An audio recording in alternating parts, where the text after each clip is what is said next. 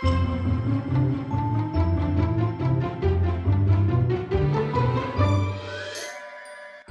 I'm Joe. And I'm Digna. Welcome to Relationships. We're a couple having a few.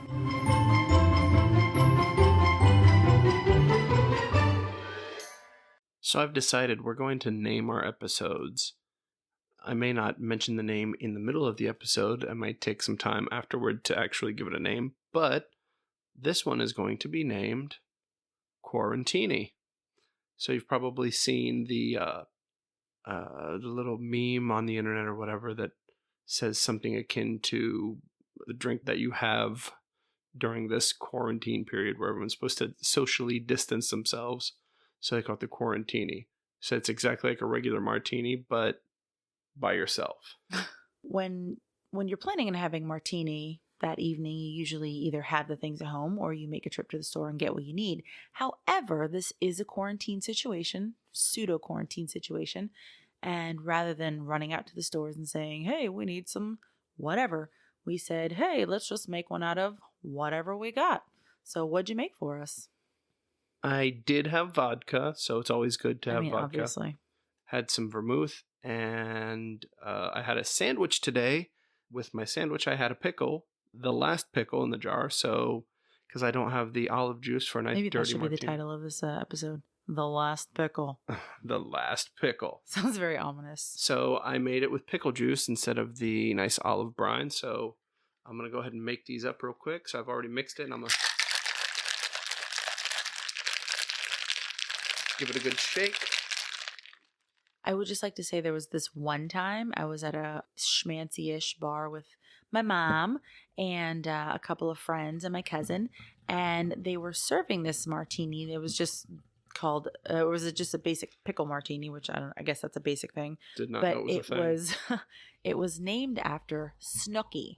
So it was, if that tells you what kind of bar I was in, I regret that decision because all of their drinks were named after the Jersey Shore characters.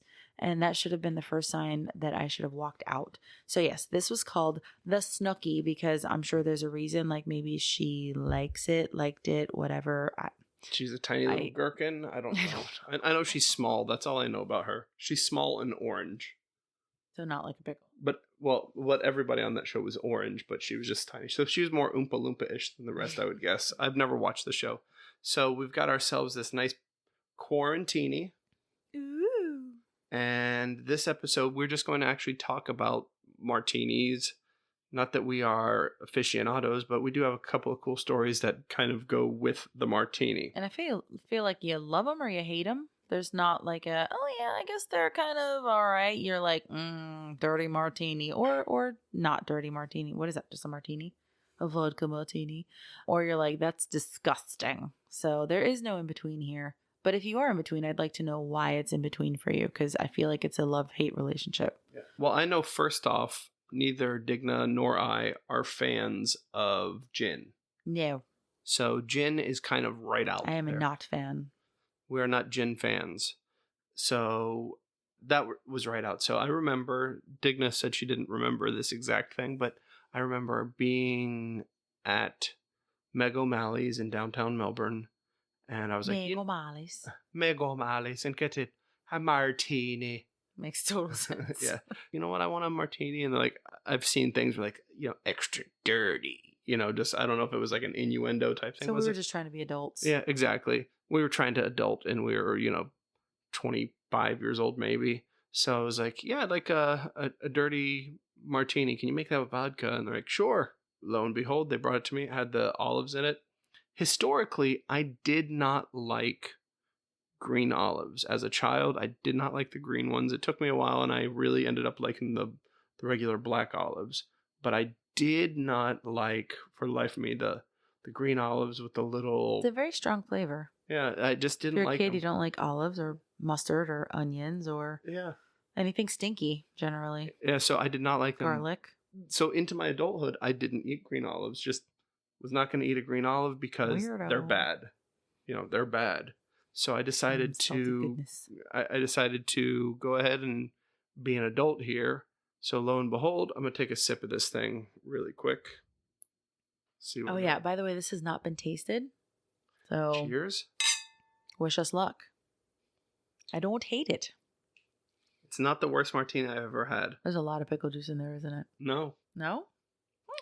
I think there's a little bit more vermouth in there than I should Then have. I But meant to glug into yeah, the thing. that vermouth was a little bit more, so it's got that.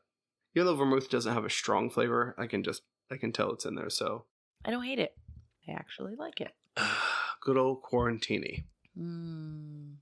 Yeah, I could put a little more pickle juice in there, but I could live with that. But That's maybe good. It actually, since pickle juice doesn't have that same color as olive juice, it looks like a plain vodka martini, and we look way more fancy. Even though you're drinking yours out of a wine glass, which is because that's all we had. We have one martini glass. We are fancy in this house. So the first time I ever had one, and I was like, man, I like this, so I'm gonna go ahead and eat the green olives. I was like, man, I like green olives now too. So because of the martini that I had, I am now a fan of the... He's a Fanalo. Yeah, I'm not a Fanalo. I don't like Barry Manilow. No. I'm not a huge Barry Manilow fan. But yeah, I do like green eggs and ham. No, green olives. And preferably the really dirty martinis. Not like, I mean, obviously you don't want to be drinking olive juice, but just the saltiness is just so good, especially with a meal like a steak or something like that. So we, for a little while after that, got into a little martini kick down here in Florida. And I'm not sure that anybody should get into a martini kick. It seems like an unhealthy thing to do. Well, but the thing was, I found out like all of those pickled, not specifically pickles. I don't think I've ever put an actual pickle in there, but there are those pickled mushrooms. And the mushrooms and the onions. Yeah, like the okra. Did we do okra?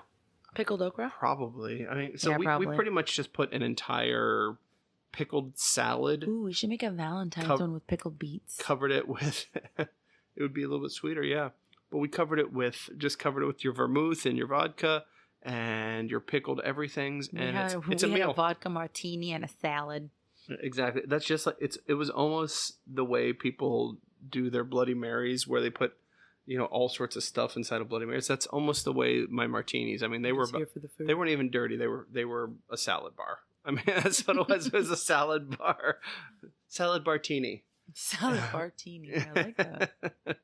And that's how we would drink them, and not like every day or anything, but it was something, maybe on a Friday or whatever. Flash forward a couple of years, we moved to St. Louis, and we met some people there, and we became quick friends, and they talked about martinis themselves, and like, well, we should do like Friday, everyone gets off of work, the weekend starts, we'll just do a martini night. And we, at the time, we did it with Svedka vodka, which I think is a very good vodka, works very well in this drink, so I approve of that message. I'll put my stamp of approval on there. It's not overly priced. It's reasonably priced. It tastes pretty good in a martini like that. Did we do that every Friday? We did it for a few Fridays, and I mean, it was us, it was Jim and Keith. We did it at their place. Was Jenny there? Yeah, Jenny. She was the property manager. So, if you're drinking with the property manager, you're probably not going to get in any sort of real trouble. So those turned out really fun. But yeah, she would even come like on a Sunday morning, and because she lived in the building, but how some people would come over and say, hey, you got any sugar? I'm baking a cake, or whatever the case is. She would totally come over on a Sunday and say, hey, you guys got any vodka? I'm totally hungover. So it was kind of funny, kind of fun times. Good old being in your 20s. Good times indeed.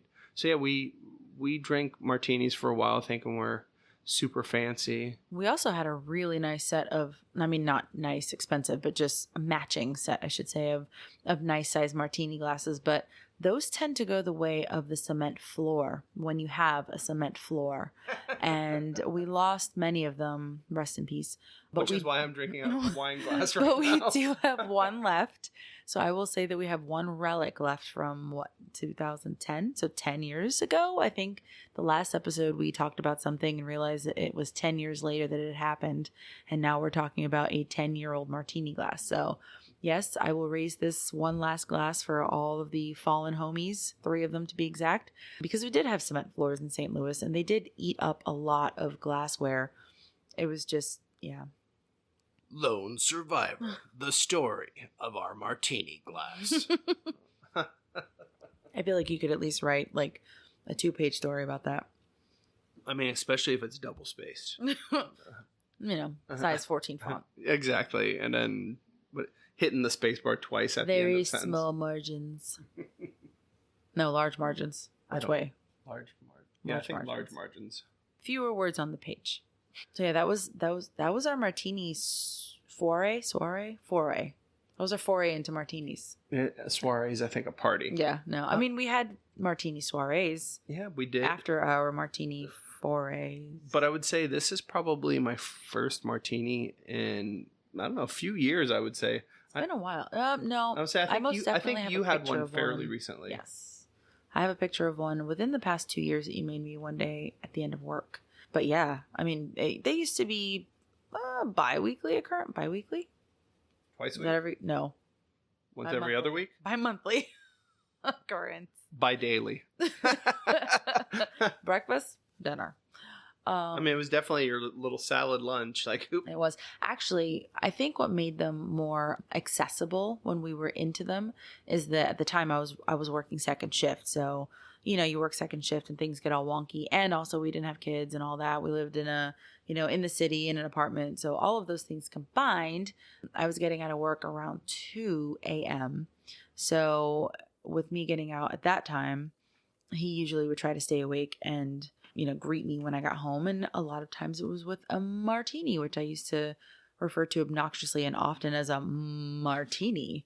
And so that's kind of how we got into them, and that's kind of how we stayed into them, because you got judged a lot less if you got home and had a martini at 2:30 in the morning versus, I don't know, every afternoon when you got home from work. Instead of 3 in the afternoon, 3 in the morning. When you don't see your neighbors, they're not judging you for having a martini every evening. So they're judging you in their sleep. They're probably judging me no matter what. So whatever.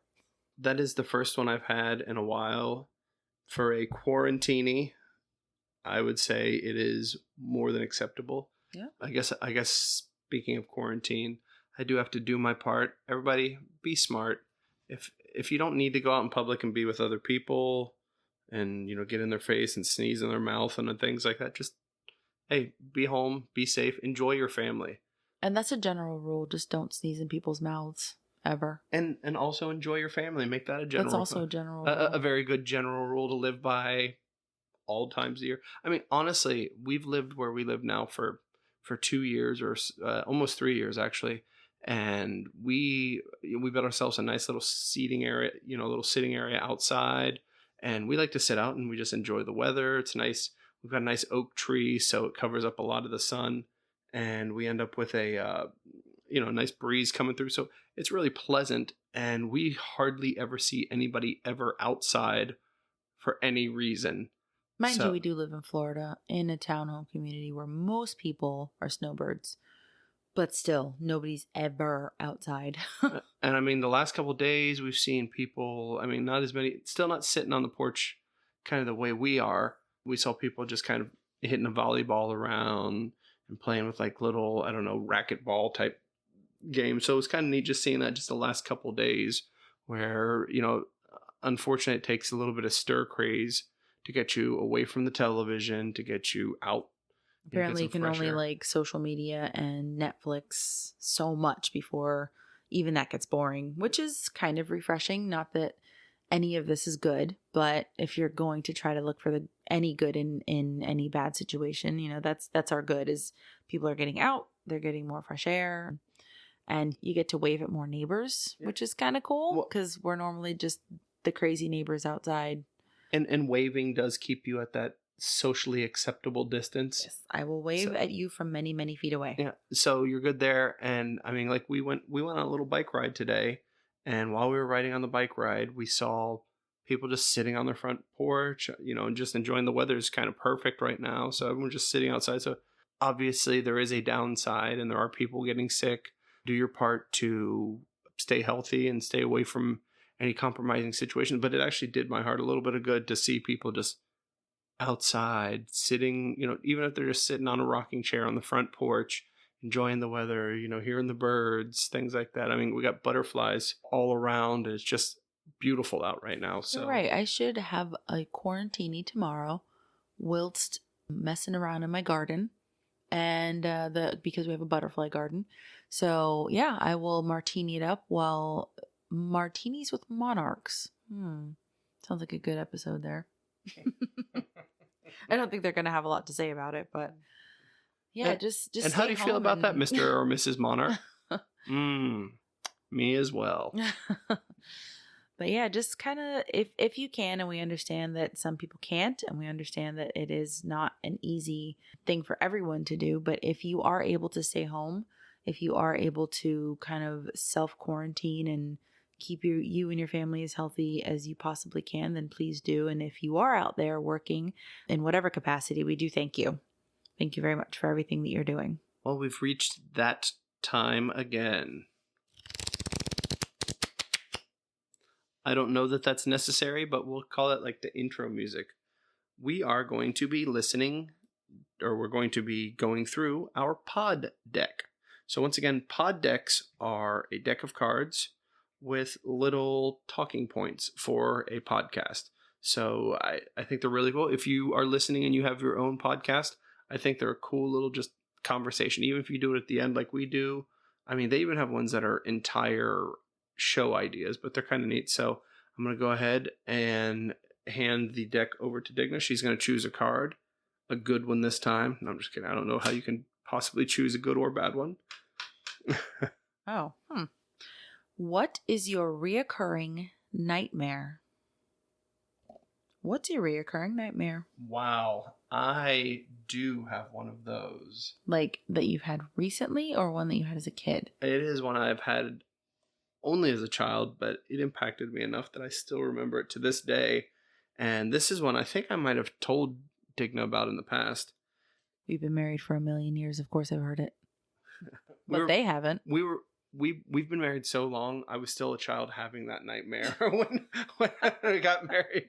No. So my reoccurring nightmare, I don't think I've had it in my adult life. I don't know. It's been a very long time. There was a character in a school reading book. His name was Mr. Fig, and the name of the book is actually called Magic Afternoon, but it's like one of those, see Tom run. Tom is fast. Just very small sentences. It's a reader for its actual school book. But Mr. Fig, he was a magical character. I don't know much more to say about him. I mean, there's not a lot of storytelling to these, but long story short, in my dream, he was evil, and I was kind of locked in like a dungeon, and he was like the bad guy. And so almost like the Leprechaun. So I really feel like I dreamed of the movies Leprechaun. You dreamed it into existence. Yeah, before Warwick Davis put on that makeup and became the Leprechaun. What year did that come out? Do you know? I don't know. I mean, but it's got to be Wouldn't that be really creepy if it was like the same year that you were having those dreams? Or a year after, which means I definitely did it first. So, but Mr. Fig, he's kind of leprechaunish. I mean, he dressed very similarly. We'll put it up on social media. I've actually never seen it. We'll put it up on social media. Well, I ended up buying the book, not because it's not scary in any way, shape, or form. It's like late 70s, early 80s when the book came out, but I remember reading it in school, and for some reason I had nightmares about Mr. Fig from Magic Afternoon. Mind you, this is a character that he has had nightmares about, and then he bought the reader for his son. Well, that's why I said there's nothing wrong with the character. There's nothing scary about the character. He wanted to follow in the tradition. But I remember. Here you go, son. But to this day, I remember it was like a kindergarten or first grade reading book, and I remembered it maybe for a bad reason, but I remember they were making you read. But the good thing is Desmond, he is 5 years old, and he can easily read that book. So you know what? Good on me. Good on him. So we'll shift the focus away from my bad parenting and go over to you. My reoccurring nightmare. Also one that I had as a kid. I have not had it as an adult, and I can't think of one that I've had as an adult. But it was basically me and one other kid, and his name's Ray. He's actually my cousin's cousin. And at the time that I was having these nightmares, I thought he was my cousin-in-law, which my parents thought was very comical. Come to find out, that's not a thing. But anyway, so it's my cousin's cousin. I mean, I think it is in Alabama or Mississippi, maybe. I'm not sure. Yeah, because I mean, I'm it's not a like, genealogy expert. It's not like we're legally cousins. We're just not even slightly related. So there's that. If your sister married your cousin. Oh, gotcha. That kind of cousin-in-law. Yes. Then I suppose there are variations. Yes. But in this case, would it be your brother-in-law who is your cousin? In this case, it was just my cousin's cousin. And I guess at the time we're pretty close in age, so we must have played often enough that he was in my dream, but we didn't grow up together. So I don't even know how he got put in that dream. Anyway, so we're kind of like trekking around in the forest, whatever. We kind of find this opening to a cave, and in we go, because naturally, why wouldn't you enter a deep, dark cave by yourself as children? We get into this cave and we kind of get separated a little bit, and he is able to kind of climb out somehow, but I was not, and I was left behind in this cave to try to find another way out. And I kept getting deeper and deeper into this cave, and every room I would go through, or every like cavern I guess I was in, was just, I don't know why, but it was scarier and scarier to me, because now that I'm thinking about it, it was like a family of mice were eating dinner in one of the caverns, and were they dressed in like human clothes? I feel like maybe they were. And now that I'm saying this out loud, I have something, it's like this little portrait that I have that my mom had for years that now I have, and now that's all I'm picturing. So maybe I was just envisioning this little portrait of mice family in human clothes. And they were eating, and obviously they were eating rice, because hello, I'm Puerto Rican Dominican. We eat a lot of rice. That's racist. It is very racist. And they drew me in, and they like made me sit down and eat, which as an adult now I would have been like, yes. But as a kid, I was like, no, I got to go find Ray. And I was scared, and I wanted to get out of the cave, but they kept me there. And then they ended up letting me go at one point, and I found this other cavern, and I just got deeper and deeper into this cave, never escaped. It was terrible, and I'd wake up petrified. So that was my reoccurring dream. So was this cave the Cave of Wonders from Aladdin? No, this was before Aladdin came out. This was definitely like, so when did that come out? Maybe I was like 10, I'll say. Yeah, maybe. This was like 6, 7, 8 is when I was having that dream. So I'm actually angling for something. You're going to get a little peek into the history of Digna. So there's the part in Aladdin where Aziz, the humble thief, goes and he tries to step into the Cave of Wonders, which has the giant, the giant head, and it says, know this, only one can enter. The diamond in the rhyme. That's what she said. She thought that they said, the diamond in the rhyme and in the rhyme. Look, he was echoing the diamond in the rough, and I never heard the uff in rough. All I heard was the r. So all I heard was the diamond in the r. And then they started the diamond again. So all I heard was the diamond in the rhyme and in the rhyme and in the rhyme and it's the diamond and the rhyme and in the rhyme and in the rhyme and. So that's just a little bit of great Digna trivia. So those are called misheard lyrics. And that was not even a song. So it was in my head. All right, guys. Well, it's been another successful episode. I'm going to raise my glass once again. Cheers. Stay safe, wash your hands, and keep a socially acceptable distance from one another.